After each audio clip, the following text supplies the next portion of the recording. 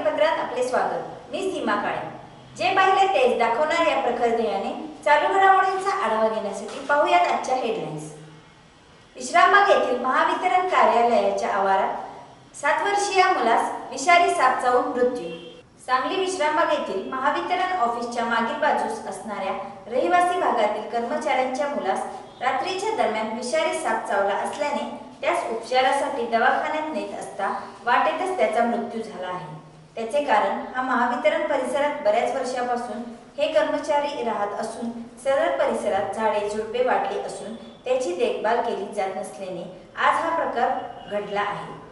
स्वच्छतेच्या बाबतीत सर्व कर्मचारी वर्गातून पगारातून कपात केली जाते, पण कोणतीही साफसफाई केली जात नाही।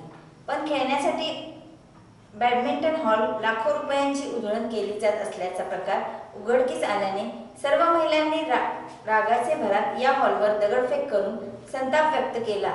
जर या भागाची सफाई केली नाही तर यापेक्षाही तीव्र पडसाद उमटतील असा इशारा संघटनेने दिला आहे।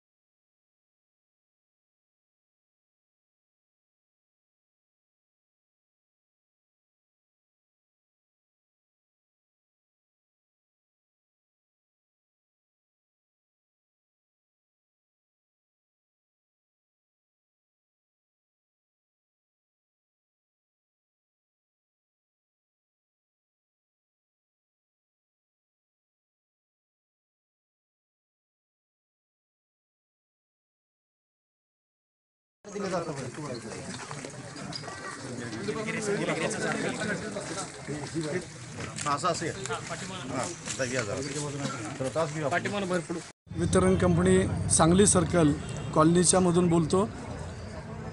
रात्री 3:30 वाजता इथल्या एका राहणाऱ्या आमच्या कर्मचाऱ्याच्या मुलाचा मृत्यू झालेला आहे। घोणस नावाचा जो सर्प आहे, विषारी सर्प, तो त्या मुलाला चावला रात्री 3:30 वाजता।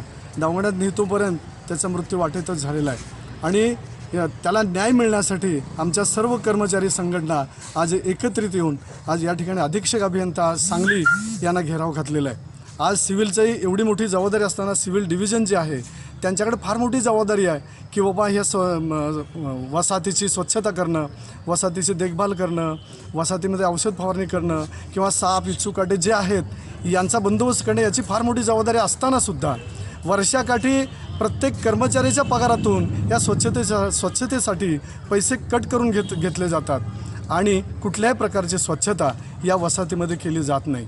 आज याचंच एक उदाहरण म्हणून हा एक 7 वर्षाचा मुलगा आज त्या घोणस नावाच्या सापानं दंश केल्यामुळे आज मृत्युमुखी पडला आहे। एकुलता एक मुलगा त्या कुटुंबाचा होता। आज त्या कुटुंबानं एवढा मोठा आक्रोश करतायत की कुठं न्याय मागायचा।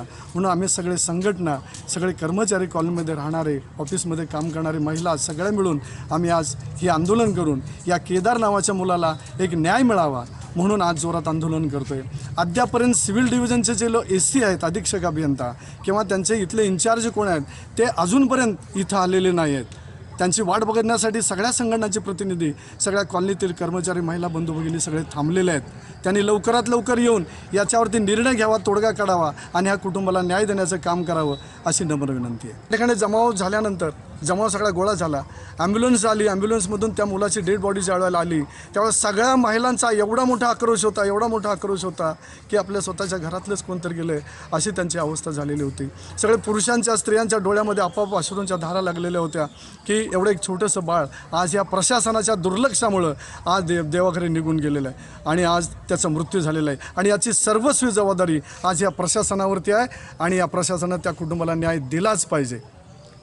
तुम्ही सांगली विश्रामबागमधील ज्या क्वार्टर्स आहेत, साधारणतः 1962 साली बांधलेल्या क्वार्टर्स आहेत, गेली 20 वर्षापासून कुठल्या प्रकारे मेंटेनन्स झालेलं नाही। सर्व संघटनांनी आत्तापर्यंत हा मेंटेनन्स होण्यासाठी फार मोठ्या प्रमाणात पाठपुरावा केलेला आहे आणि तो न झाल्यामुळं आज एका मुलाचा दुर्दैवी मृत्यू झालेला आहे। 7 वर्षाच्या मुलाला अति साप चावला 3 सव्वा 3 वाजता हॉस्पिटलमध्ये नेऊपर्यंत त्याचा मृत्यू झालेला आहे आणि अति दुर्दैवी घटना आहे. त्या मृत्यूला, त्या मुलाला, त्या कुटुंबाला न्याय मिळाला पाहिजे ही सर्व संघटनांची मागणी आहे. सर्व संघटनांच्या वतीनं आणि कॉलनीमध्ये राहणाऱ्या महिलांच्या वतीनं तो जो विभाग आहे, सिव्हिल विभाग आहे, त्याला आता लॉक केलेला आहे.